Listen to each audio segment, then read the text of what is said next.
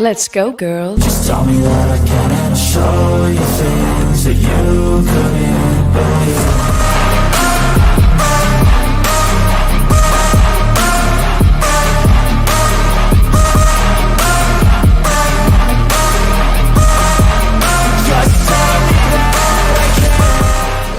Go! It is Women Talking Football, WTF. We are the women, a pair of producers for Dave Campbell's Texas Football and Dave Campbell's Texan Live. I'm the executive producer, Ashley Pickle. That's the associate producer, Miss Mallory Hartley.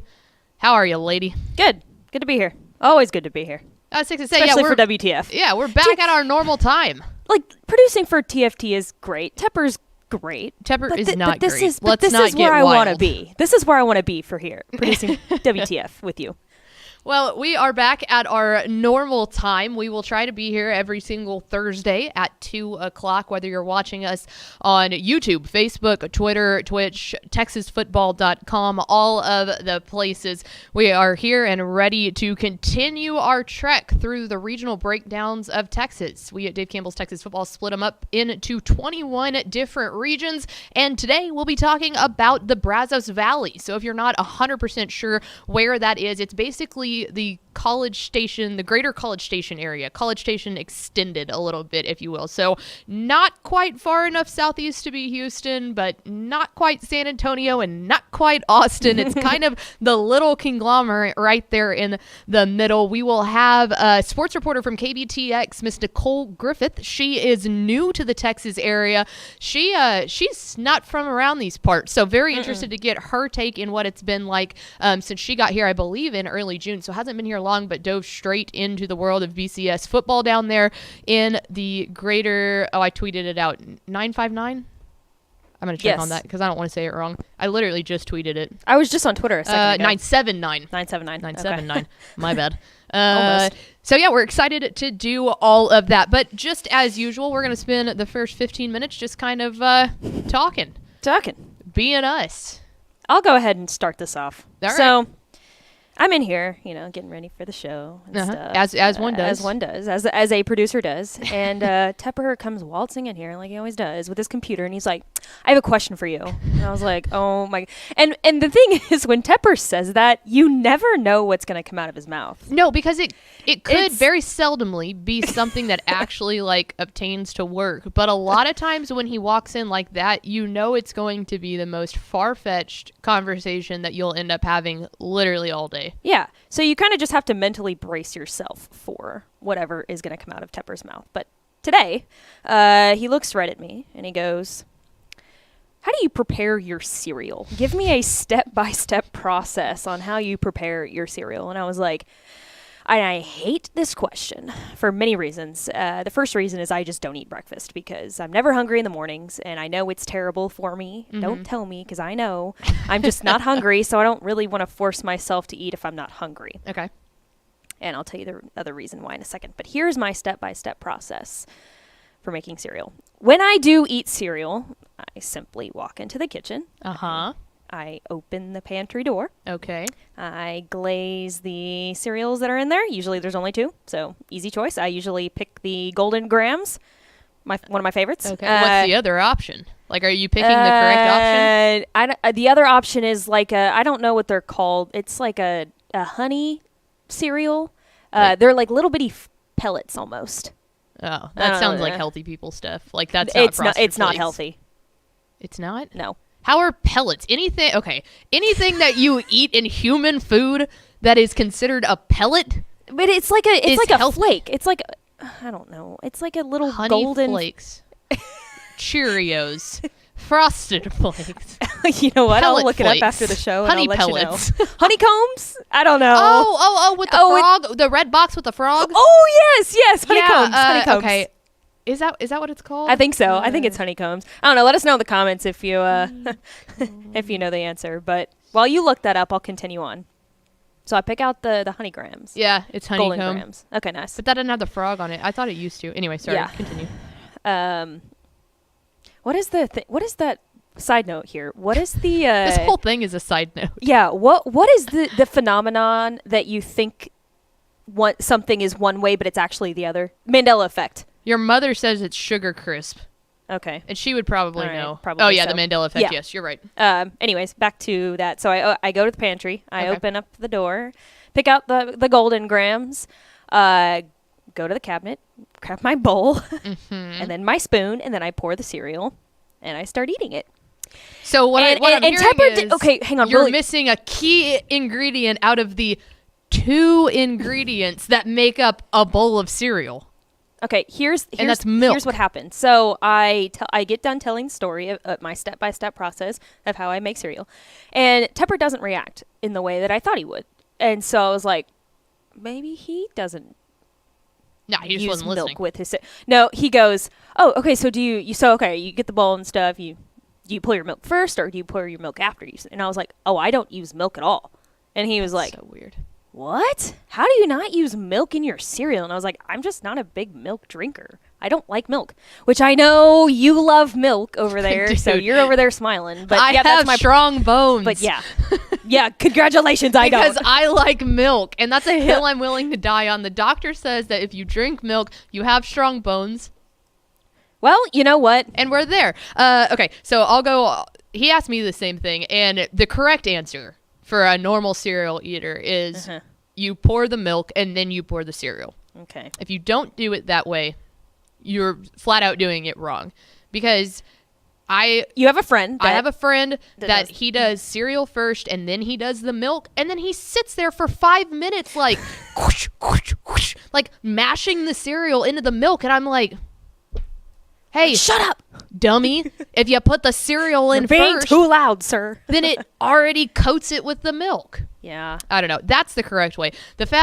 But that's the other thing. I understand that a lot of people don't like milk in like drinking like a big old glass of milk. Yeah. I'm the exact opposite, dude. I love milk. Like a big old glass of really cold white milk is so good. Like obviously chocolate milk is the GOAT, and I think we can all agree on that. Do you not like chocolate milk either? No, okay, that I do like. I like chocolate Okay, milk. I was about to also- seriously question the future of this podcast. Well, there's an issue there. If you're going to determine the future of this podcast based on milk Chocolate milk, tastings. not milk, chocolate milk. Do you go to milk tastings like wine tastings? If that's a thing, Wait, what are like the types of milk? Strawberry, strawberry milk. chocolate, Sucks. regular. Okay, strawberry milk's okay. No, strawberry milk is trash. I'm not taking opinions from I guess you you're on right. milk. You eat All your right. cereal without it. All right. Okay, okay. You see what I'm working with? So part of the reason I don't like milk is because I've never like been diagnosed with it, but I think I'm a little lactose intolerant. Okay. And so it kind of hurts my stomach. So when I They drink call that coffee, something specific. Yeah. Lactose, like, maybe like not intolerant? irritable. No. Because if you're intolerant to it, like you Get really sick you're or not, something? Yeah, you're not doing that. But it's like sensitive, lactose sensitive or something, I think is what they call it. Ah, okay. Well, but when I drink coffee, I do put milk in my coffee. Well, I guess when I go somewhere to get a coffee like Dutch Bros or Starbucks, I will ask for almond milk or oat milk because it's Okay. lighter on my stomach. But I won't.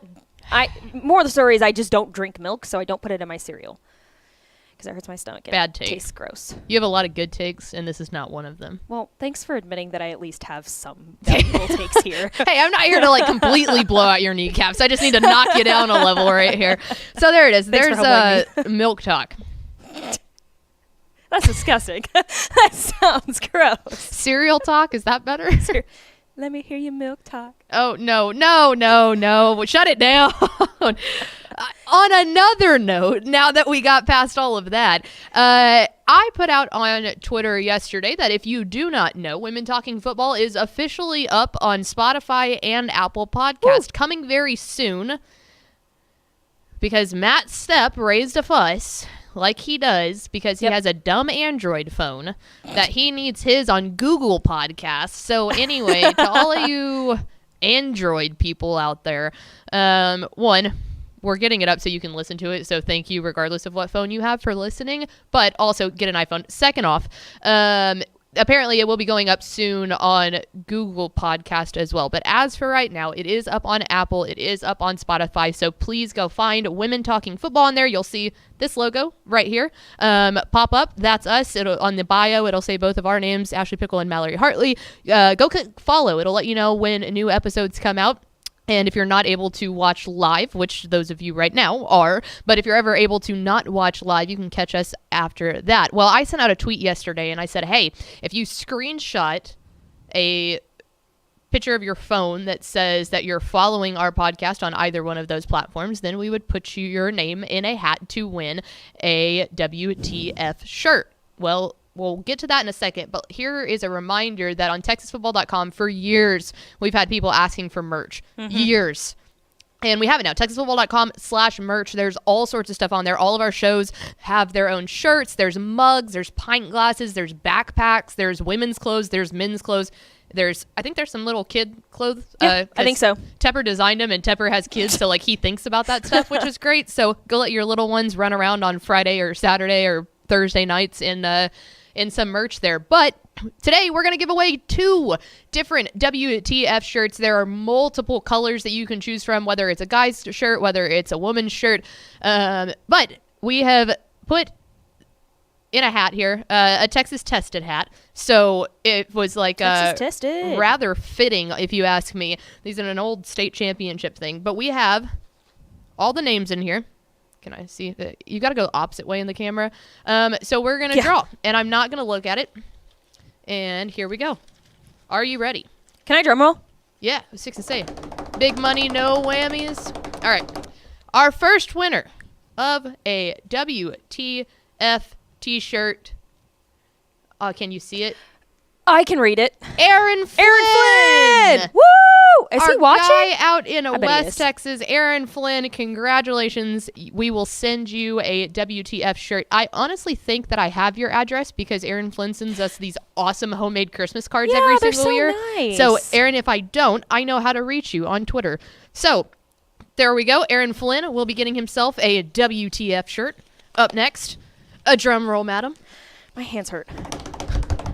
All right, for the second and final WTF shirt, we are going to go with Herd Sports Medicine. I do not know who runs that account, but whoever tweeted me with a screenshot from Herd Sports Medicine, congratulations. We will send you a WTF shirt if you will just DM me on Twitter at Ashley_pickle12, the same place that you responded to yesterday. If you will DM me with the color that you would like, the size that you wear, and your address, we will get those in the mail and shipped out over to you. It does take about 3 to 4 weeks for those to come in because they are printed on demand. So give it about a month and it will be there. But I will order that up for you today and send it directly to your house. So congratulations again to Aaron Flynn and whoever tweeted from Herd Sports Medicine. We are incredibly pumped that everyone that tweeted us that said, hey, you know what? Here we go. We're going to go ahead and follow WTF. So we appreciate that. If you did not win, we'll do more of these throughout the year. We want people to wear our merch, wear to football games, show it off. But yeah, congratulations. We want to get stickers too. So if you're the kind of person that likes to put stickers on your laptop or your car or whatever, we're gonna get some of those too. If you want to buy some of those. Yeah, we need stickers. I'm out of stickers on my laptop. We talked about that because we're big stickers on laptop people. I think I might have to do a yearly switch out here. Yeah. So, all right, there we go. So that'll do it for that. Up next, we have Nicole Griffith coming on from KBTX. But before we get there, let's hear a word from our friends at VCR Now. Born and bred in Texas hits a little different, as it should. Texans love doing business with fellow Texans. VCR Now takes its Texas roots as seriously as its many partnerships with schools and universities around the state. It's also why we're so proud to promote our brand in the pages of the Texas Bible, Dave Campbell's Texas Football, and on the airwaves of Texas Football Today. Driven by producing quality broadcast video, state-of-the-art audio, and LED video scoreboards at affordable prices, VCR Now makes sure to listen to your needs in its athletic department before recommending the next best steps. Building great products is our business, and it's our focus on building meaningful long-term partnerships with our clients that sets us apart. From our 24/7, 365-day help desk, the training lab in our hometown of Red Oak, or our sports marketing business plan that puts money back in the hands of our athletic departments we support, VCR Now is built to last. Reach out to us today at info@vcrnow.com or by calling 855-GO-VCR-NOW. Again, that's info@VCRNow.com or by calling 855-GO-VCR-NOW. There they are, our friends at VCR Now. Appreciate them being proud partners of WTF here under the Dave Campbell's Texas Football umbrella. So if you've been with us, we here at WTF, we are going through the 21 different regions of the state. We've been going in alphabetical order. We might switch that up from time being, but for now we're going to keep that trend going. And today we're headed down south from where we are at in Lewisville, Texas. We're headed down to the Brazos Valley. And what a better person to bring in than a new face down there in the BCS area, and that is Miss Nicole Griffith. She's a sports reporter down at KBTX. Nicole, how are you? Hi, Ashley and Mallory. I'm good. How are you guys? Doing Good. well. Thank you so much for hopping on with us today. A big thing that we like to do on the show is let people tell them a little bit about themselves. So I know there's a little bit of South Dakota mixed in there, a little bit of Nebraska mixed up in there. So give me an elevator pitch. How in the world do you end up in Bryan College Station? That's a good question. So I like that you prefaced it, new face. So I want people to remember that, that I'm pretty new here. I'm a Midwest kid. I just moved here less than a month ago. And Oh, wow. I started last month at KBTX, and this is my third TV station, and I started in South Dakota, where I'm from. I'm from the west side of the state, so over by Mount Rushmore, people know it Nice. as. And then I've spent the last almost 3.5 years in Lincoln, Nebraska, covering the Huskers and then high school football in Nebraska. And so I wanted to make a change, wanted to mix it up, wanted to move to the hottest place in the country. And That's for so sure. I moved to Texas, and I've been here for this is my 4th week, and it's been. I had SEC Media Days my 2nd week, Ooh, so nice. I've just been thrown right in. We've had our fair share of media days, that's for sure. No kidding. And man, you are not wrong that you decided to pick the hottest place, especially at the hottest time. So Yes, they keep telling me that this is the hottest week, So I think that it's just hot. I will tell you that late August is the hottest Yes. week. So we are not even in the thick of it yet. So brace yourself. But a big howdy, a big welcome down to Texas. We're excited to have you here in the great state with us. Obviously, you grew up in, like you said, South Dakota, and then you get some really good football there in Nebraska. People talk about it all the time across the country, no matter where you are, that Texas high school football in particular is king in just the short amount of time that you've been able to be here. And obviously you've been around A&M a lot now, and you've seen the glory that's Kyle Field and all of that. How excited were you? And really, like, what were you thinking when you got down here and saw just how big high school football in particular really is in your new area? Yeah, you hear about it growing up all the time, and like Friday Night Lights and Texas high school football and Texas, everything's bigger in Texas, Texas this, Texas that. And now just like putting myself into that, like I knew, or I think I know what I'm signing myself up for, but maybe talk to me after the 26th, after the season opener, and maybe we can reconvene what I think I'm signing myself up for. But you just hear like moving here, we had, so I had SEC Media Days the 2nd week, and then the 3rd week we had Meet High School Football Media Days. The Eagle, the newspaper here, hosts it. So we talked to 27 teams in 4 hours, and it's just really like, get it, like, all right, what's your name? Where are you from? Like, and I just asked the questions. I'm like, I'm new to the area. What do you want us to know about you?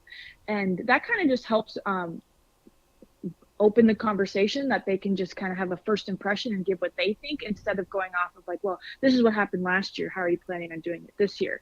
And so it's 27 teams in 4 hours just in the Brazos Valley area, and there's 11 classes of football, plus I'm learning the lingo, the taps. And there's another one that I'm forgetting that starts with a T, but Nebraska had 6 classes, and then South Dakota probably, oh man, I'm from there and I should know this, but probably under 6. So now I'm coming here, and it's the goal is to get to Cowboy Stadium, and that's really exciting. And like I said, I I know I signed up to come to cover high school football. I don't know what I'm really signing up for. Well, buckle up and get prepared because you're about to see some of the absolute best high school football that you've ever seen in your life. And you brought it up. The goal, and you obviously know this, you just get here and every person tells you, what is the goal? Well, it's to make it out to AT&T Stadium, to Cowboys Stadium in Arlington at the end of the year. And the region that you're in, I mean, there are teams that traditionally, and especially in the past couple of years, really looks like they could end up back there again with College Station. You have, Franklin in that area, the defending 3A Division and 2 state champs. How exciting is that for you to realize, hey, like there's a really good shot on a couple of those different classifications that you could be covering football in AT&T Stadium and we could see you there in December. Yeah, I don't think the season is going to be wrapped up by Thanksgiving. I think we're going to keep playing through all the way into December. And that's exciting, like coming from Nebraska and South Dakota. And it's just kind of wherever you're at in your market. You want your hometown area teams to do well because that's who you're going to follow into the playoffs. Like once your teams are out, I mean, you're not going to go up there to cover like a North Texas team playing at Cowboy Stadium. So that's what's so exciting is you're just making more availability and more opportunities to be able to cover it, like having more teams that you're able to cover to hopefully get there. And you mentioned College Station, and that's one of the teams that I'm really excited to get to know and talk to. I met them at media days and just kind of talking with my boss is here and I'm kind of getting I have your magazine. I'm reading that. I'm learning all of the information about high school football and College Station. They lost last year in overtime on a 4th and 1. So it's just like how heartbreaking is that. So I know that they're really hungry to get back there. Oh, absolutely. Yeah, we were at that game and watching it, and man, that was the best game of the weekend down there. But yeah, I can only imagine that Coach Pryor is going to have that team loaded up and ready to go since he was a guy that had been around the program there. I do have a question kind of moving into the 2022 season. Like you said, you were able to ask 27 different teams kind of what they're looking forward to, and I love the strategy that you took to do that. But if there's one storyline that you kind of got from those media days that you think that when people around the state of Texas look at the Brazos Valley and they hear, what storyline are you looking for? And maybe it's very much College Station. Yeah, that kind of the low-picking fruit College Station, right? They want to get back there and they want to, but they have to they have a new the quarterback situation. I feel like that's always a question if you don't have a returner. And College Station has to replace Jet Huff, who's now at the University of Houston. But they have Marquise Collins, who's coming back, and he's a beast at running back. And that's what I'm told, right? Like I've seen highlights, haven't covered it yet. Talked to him at media days, but the one thing that I would point on for down here is we're dealing with a lot of head coaching changes. So we have 8 schools of the 27 have new head coaches. Wow. So it's going to be maybe new styles, maybe new, offensive, attacking, defense, how the formats are, so it's just going to be interesting that maybe ways that, how Brian High used to run the offense. Well, their tenured head coach retires last year, and now Ricky Tullis is there. How's he going to run it? So maybe the storyline this year is just how are these teams going to look with so many new head coaches? And Nicole, you kind of already mentioned it in Marquise Collins, probably one of the best running backs in 5A this year. But let's transition into players. What are some players that you want to put on people's radar this coming season? You can just name a couple right off the bat that you've already studied maybe coming into the 2022 season. Yeah, so studying as best I can is pretty close to the BCS area. So Bryan College Station, we have 6A Bryan, and then Rudder College Station and A&M Consolidated, and then obviously so many more schools. And like I'm still new to the area, but the work that I've done, I want to Will Hargett, he's at Consol. He was a true freshman, they're in high school. He was a freshman last year, and he's gonna be a sophomore quarterback. So how is he gonna fit in? Is he gonna it's like you don't want to compare him to college kids, but like, is he gonna take a step back? Is he gonna keep doing well? And then also Marquise Collins, he might be, I've heard around his name, he might have the most yards this season by a rusher. Wow. Yeah, there's a lot of great players in that area. But I want to ask you next, which game, or it could be a rivalry game, are you most excited to pay attention to this season? Yeah, that's a good question. So I feel like I'm just a broken record, right? Haven't seen any of them yet, but I'm very excited to get to see them. And Consol and College Station are renewing their rivalry. They haven't played in a couple of years. So we used to have, I'm told, right? All the schools in BCS used to all be in one district, which is awesome. Yeah. For a coverage standpoint. Not a lot of driving at that point. Yes, you know, it's going to be just like inner city, cross city rivals. But then Brian moves up, and then the districts change, and the lay of the land kind of changes. But a couple of the rivalries, from top to bottom, you know, you got 6A all the way down to 1A. But Consol and College Station renewing their rivalry. So it's called the Same Town Showdown. And then Franklin and Hearn, they don't play this year, but that's the battle of Highway 79. Only 12 miles separate the two towns. And then you have Snook and Somerville, and then all the way down to St. Joseph and Allen Academy down in 6-man. So up in Nebraska, I covered 6-man, South Dakota, not 6-man South Dakota, but Nebraska 6-man. And so, you know, I'm excited to cover 6A all the way down to 6-man. Doesn't matter who you are. If you're on the football field, I'll be there. Well, and that's perfect, because that kind of led me into my next question is I didn't know, had you seen 6-man football before? So obviously you did get a little bit of that in Nebraska. How does that compare? Or does it look the same as it did in Nebraska? Yeah, so there was only one 6-man team that was in Lincoln, that we covered pretty regularly. That was kind of their beat reporter, because they played at 4:00 because they didn't have lights. Oh, no. Oh, man. Yeah, that makes it difficult. So they Parkview Christian, shout out my Patriots. They don't have lights because smaller school, not as much money, and so they would always play in the afternoon. And so I'd always go there, and then I'd hit up like a 7-8 o'clock game afterwards. And one thing I learned about 6-man is you don't have to be there very long. Yep. They would usually score. If they're good. One team's good. My boss is like, yeah, you're gonna be there for like maybe 2 series, get both touchdowns, and then come back. But I could stay there for the whole half if I wanted to. So I'm familiar with 6-man. Sometimes I think people think like, oh, do you know what 6-man is?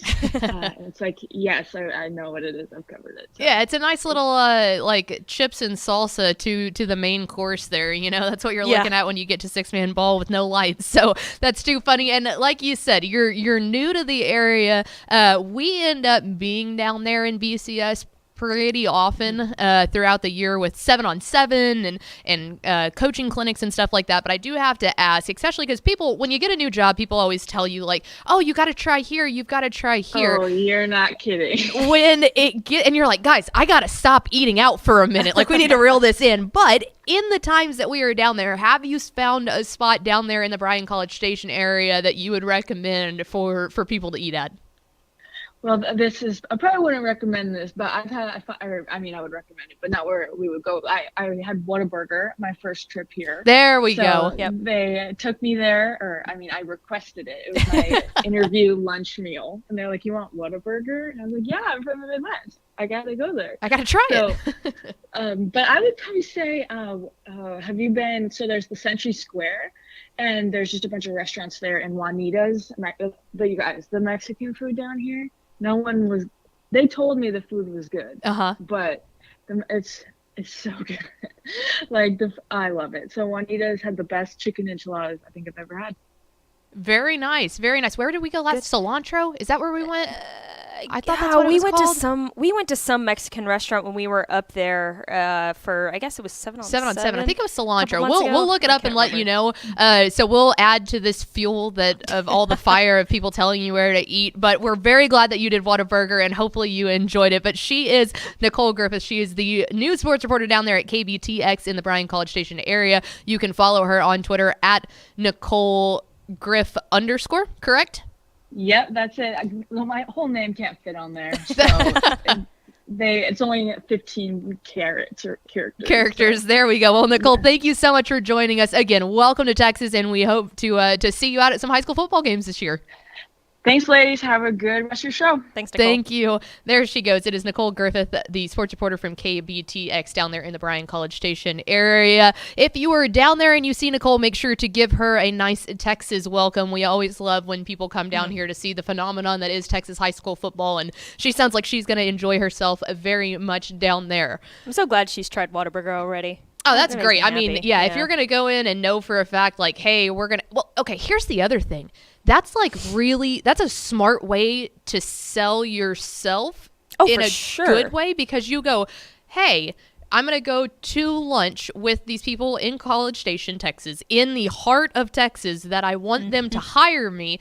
You have to eat what they eat. Yeah, exactly. Like, you got to show, you know what? Texas pride. And there is no people that love Texas pride more than people down there in Bryan College Station. So very, very smart by Miss Nicole. Yes, absolutely. Also, my brother's moved to Colorado, and I got all of his Whataburger gift cards. So I've got like $150 to Whataburger. So we got to go to lunch there. Go. Also a proud sponsor of Dave Campbell's Texas Football. Yeah, I still haven't tried they have a spicy honey butter chicken biscuit. I haven't tried that. Anyway, we love our friends at Whataburger. But now let's go ahead, and that was Nicole Griffith of KBTX giving us her take on what she's learned so far down there in the Bryan College Station area, and we are going to do the same. So we'll start off with the stats that we always put out there. Dave Campbell's Texas Football splits up the state into 21 different regions. In our Brazos Valley region is what we call it. We put 24 different teams in there. Now, these are UIL teams. I did not count private school, and that's something that she brought it up to with having the TAPS teams down there. Bryan College Station has some quite a few, like 2 or 3 really, really good private school teams. So for this purposes, we are only doing UIL teams. That is UIL 11-man and then the 2 6-man classifications in 1A. Of those 24 total teams, 9 teams are ranked. Here we go, making ourselves look like dummies from week 1 again, when we literally said that Austin's like 24%. We were like, there's no way anybody's going to beat that. How about a whopping 37.5% of the UIL teams in the BCS Brazos Valley region? 24 total teams Dave Campbell's puts in there. 9 teams are ranked. That's 37.5% of teams are in the preseason Dave Campbell's Texas Football Top 25 rankings. Which teams are those? How about we find out together? We will start off with 5A Division 1. They do have a 6A team. They are not ranked. 5A Division 1 is the largest classification with ranked teams, and they happen to be district bunkmates. The number 4 team is College Station. Again, as Nicole had mentioned, they made it to the state championship game last year and lost on what ended up being an incredibly controversial call from a fan perspective. We're not going to give our opinion on that, but Katie Pato ended up taking them down in the 5A Division 1 state championship. It was an unbelievable game, but they are back and loaded again. Then their district bunkmate, number 7 A&M Consolidated. So we will talk a lot more about that region in a bit, because that is a juicy. Yeah, those two teams haven't played each other since 2017. And so that later district game matchup between those two, it's going to be a freaking dogfight. Oh, yeah. We are pumped for that one. And then how about we go to the reigning 3A Division 1 state champ. Nope, scratch that. 3A Division 2 state champs. They have now moved up a classification into 3A Division 1, and that is the number 2 Franklin Lions. Moving on now, we will skip down to 2A Division 1, the number 6th ranked team in Centerville. Then you go down to number 21, and that is Hearn. 2A Division 2, we go number 5, Burton. We will talk about them in just a bit. And number 13, Bremond. Moving now down to the smallest UIL classification in 6-man balls. We've got a pair of 1A Division 2 teams in the number 13th ranked Oakwood, and number 16 is Calvert. So there you go. There are the 9 teams that we have ranked in the DCTF preseason rankings out of the Brazos Valley. So a ton of excitement there for those teams. And what's crazy about it is those teams aren't just ranked. Those are teams that legitimately have a very good shot in College Station and A&M Consolidated in Franklin to end up at AT&T Stadium late in December. So we'll get into that a little bit more here in a minute, but we're going to go over there to our Cruton player expert of vibes, Mallory Hartley. I'm determined to work vibes in here. Did I kill the vibe earlier when I said I didn't like milk from you? Did I kill that vibe? You have an option to redeem yourself right here, all right. So let's roll. Let's roll. All right, let's take a look at a couple of the players to watch in the Brazos Valley region. We'll put up the graphic here, starting with, like I said earlier, probably the best running back in Class 5A, I'd say. College Station running back Marquise Collins. His junior season, rushed for almost 3,000 yards and had 42 touchdowns. And I think he really started to get some attention when College Station entered the playoffs, because he got a couple more touches on the ball and stuff like that. So I think, too, now I'm going to bring my favorite team into this a little bit, but he reminds me. If you guys are fans of college football, he reminds me a lot about Michigan State's former running back Kenneth Walker. He's got a little bit more of a smaller build. He's about 6'10". Excuse me, 5'10". Smaller build. Sorry about 6'10". that. Sorry about that. He's like 5'10", pushing 200 pounds a little bit. But man, this dude is a complete tank. I was watching a little bit of his film, and he can create something out of literally nothing. When you see that whole kind of collapse in the offensive line, he can make his way through that line. And that's exactly what Kenneth Walker did at Michigan State. And he's also fast. He runs an 11,500 meter dash too. So this dude is seriously the real deal, and definitely need to keep your eye on him. He is, and you're exactly right. He exploded in the playoffs last year. We had heard a little bit of rumblings coming out about week 5 of the season, and then it just progressively got better and better. But something happened when it was a do or die in the playoffs, and this kid just went off. I was lucky enough to see their game in the, I want to say, area round against Frisco Lone Star, and that was one of those where most people assume that Lone Star was going to get their bag on that one, like they typically do, and Marquise Collins came out like a bat out of hell. The thing that I love the most about him, you mentioned he's very fast. He's also very sturdy. He's well built, even though he's a little bit on the shorter side. His pocket presence, like when he gets right there behind the line, the patience that he shows is exceptional, because he is explosive and he can break through those gaps when he needs to, but the patience that he shows in keeping his head up and waiting for those gaps to open, that's when he could just blow through people. And I think that everyone got to see that in the state championship game, even though they lost. I mean, he had himself a game. But yeah, if you were lucky enough to see him play in person throughout the playoffs last year, I mean, you were witnessing Texas high school football greatness. And as of right now, he is committed to Duke, but wouldn't be surprised if he picked up a couple more offers this coming year. Yeah. Moving on to Brenham linebacker Ricky Brown. When you watch his film, you can clearly see that no matter the situation, he never, ever, ever takes his eye off the ball. I think the game, too, will probably fall into his hands a lot, considering that Burnham only returns 2 players on defense. So it's going to come down to him watching the ball a lot more this coming season. And the team, they have failed to advance out of the first round of the playoffs in these past couple years. So yeah, it's going to be up to this dude on defense to keep the other team from getting points up on that board. Oh, yeah, a team leader, too. I mean, he's our 5A Division II defensive player, preseason player of the district, and then 74 tackles last year, 5 sacks. He's got good frame to him. I would be dumbfounded to say that there's a better defensive player in the College Station area than what you can find in Ricky Brown. And I think that you're exactly right. The first part of the season is going to be him needing to coach up the young guys on that defense. But if he can really kind of get them up to speed in a pretty quick manner, then I think that Brenham has a good chance to not be, like you said, their goal obviously is going to be to start, at least get past that first round of the playoffs. Yeah. But there will be a little bit of a learning curve at first. I think if they start off a little rocky, not to expect that to be going throughout the rest of the season. But I think Ricky Brown is an impressive linebacker down there. Moving down to 3A, Franklin running back Bryson Washington. You've probably heard his name before. He was a star in the 3A Division II state championship. I almost said Division I state championship, but this dude is seriously a beast. I think him and Malcolm Murphy were probably Franklin's whole offense last season, and now Bryson Washington is returning. Malcolm Murphy is not. So it'll probably be the Bryson Washington show for a while. But we'll get more into this later. But if you're a Franklin fan, you're really glad that he's coming back. Dude's committed to Baylor. He decommitted from SMU a couple of months earlier, but just committed to Baylor, and he's a total beast.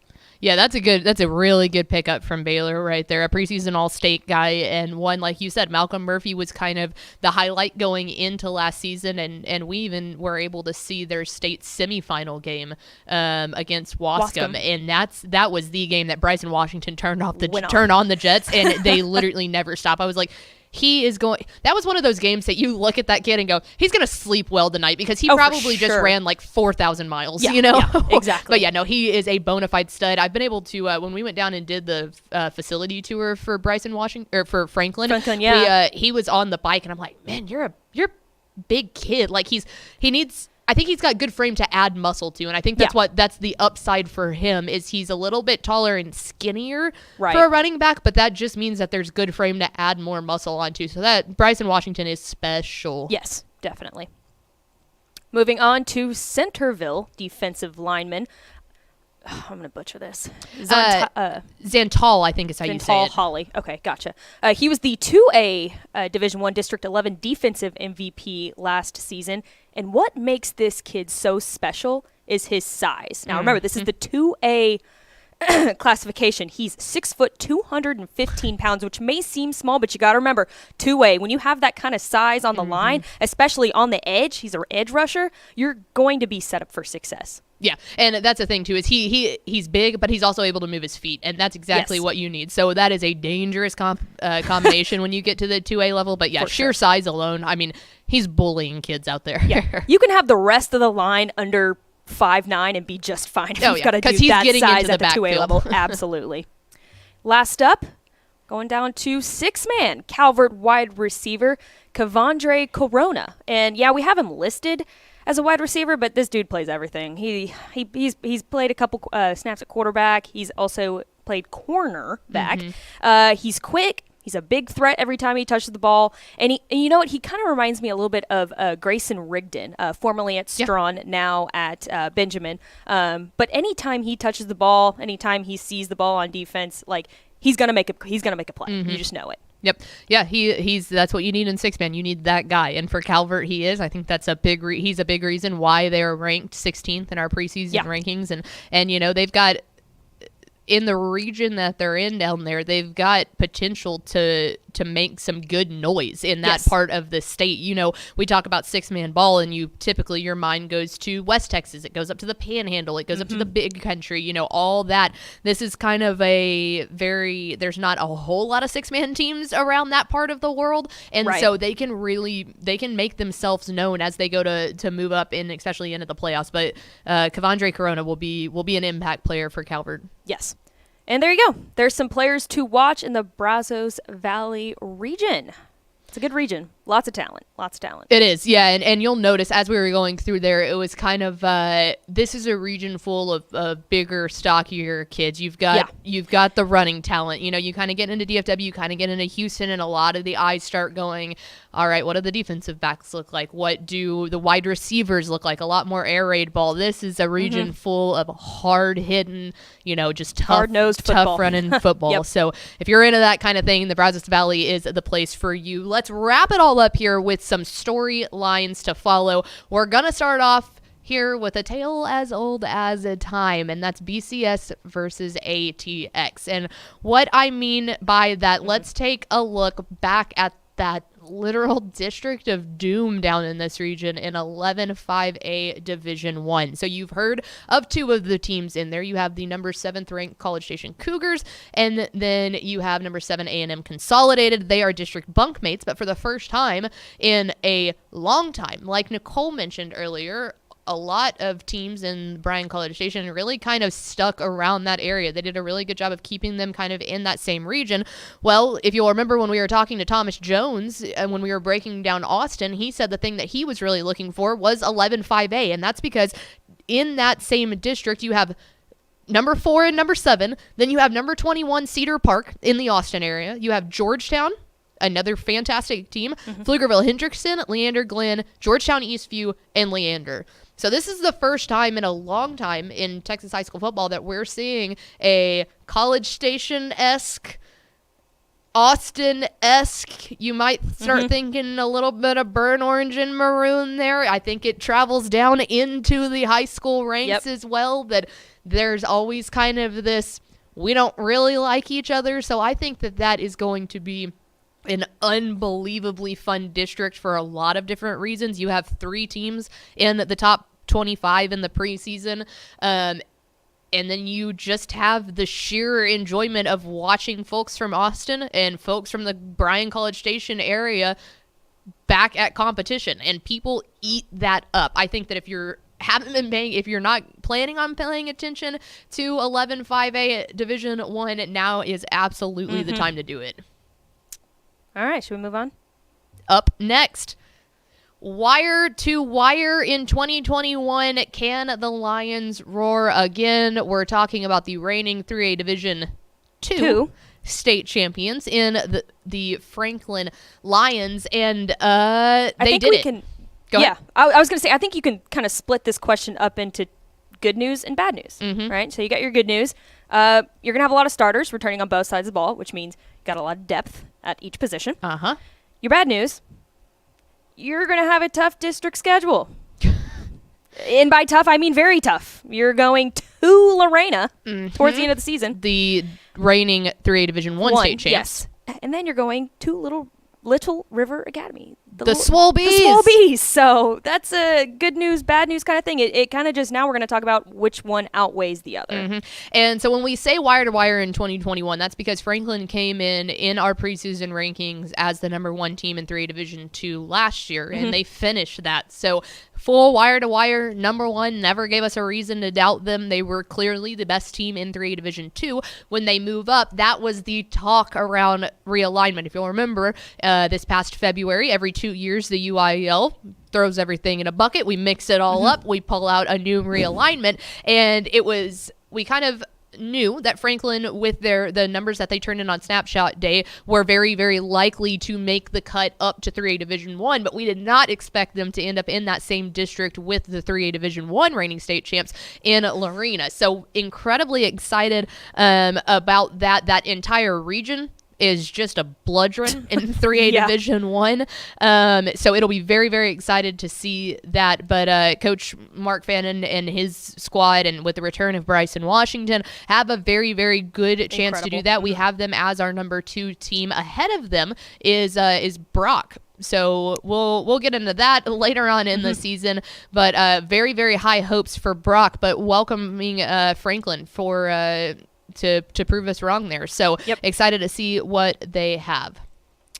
Finally, let's talk about a team that we really haven't talked that much about. We've talked a lot about College Station, A&M Consolidated, Franklin. Let's talk a little bit about Burton. And there's a reason why they may not be on somebody's radar. Exactly. Even though they are talented. They're coming in as our number 5 ranked team in 2A Division 1.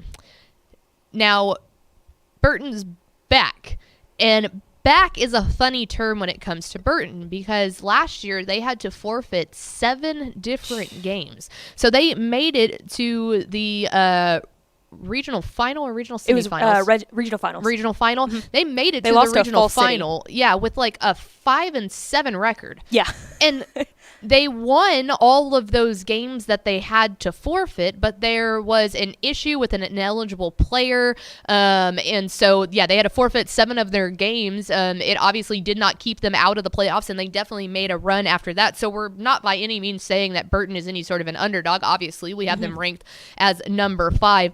But this is a team that I think that people need to recognize as a bona fide stud and a bona fide contender for that 2A Division 2 title, because just because you look at their record and you think, well, that's weird. Why is that team ranked so high? What could it possibly be? This is an unbelievable team, and they have 8 starters returning on both sides of the ball. They have an inexperienced offensive line, but the skill players are there. They have their quarterback coming back. They have all their wide receiver. Offensive line a little bit, yeah. Exactly. So they'll be able to get the ball out wide. If they can pair that with the offensive line being able to get some experience and then pair it with a running game, they'll be an unbelievably good program. And we have full respect for it. It's just so many people see that record and think, how did that happen? Like, they must have just gotten an easy path to the playoffs. I was going to say, they were murdering people. When we were going through the rankings, I was like, I bet there's some people that are like, Burton, why are they so high up there? They went 5-9, but yeah, there's a reason for that. So yeah, 5-9 last year with a pretty big asterisk by it, but a team that we have incredibly high hopes for. And so there you go, a little breakdown of the Brazos Valley, the 979, not 959, 979. But like we said, we're going to continue to go through the regional breakdowns, and we'll be live every Thursday at 2. Mallory, do you have anything else? Do we want to say who we are going to cover next week, or should we just leave that? We'll leave it a surprise because we want y'all to tune back in. Actually, you'll exactly. find out on Twitter, but we're just gonna put our foot down and say no. You can't find out today. We typically go in alphabetical order, so just go in alphabetical order. Anyway, we appreciate our new friend Nicole Griffith from KBTX. Again, if you're down in the BCS area and you see Nicole out there, make sure to give her a big Texas howdy and a welcome on in. But we will be back next week, Thursday, 2 o'clock on YouTube, Facebook, Twitch, Twitter, all of the places. Congratulations again to Erin Flynn and Herd Sports Medicine on winning WTF shirts. Again, reach out to me on Twitter if you have not already, and we will get your address and ship those out to you. We want to remind anyone who would like to get some WTF merch, go to texasfootball.com/merch. And then, of course, we would love for you to become a Dave Campbell's Texas Football subscriber. You can do that by going to texasfootball.com/subscribe. If you have not gotten your magazine yet, they are on the trucks to stores all across Texas. They should be getting there at some point this week. But if you don't want the hassle of having to go to the store, go to texasfootball.com/subscribe. We will drop one of those in the mail for you today. But thank you for sticking with us, and we'll see you again next week.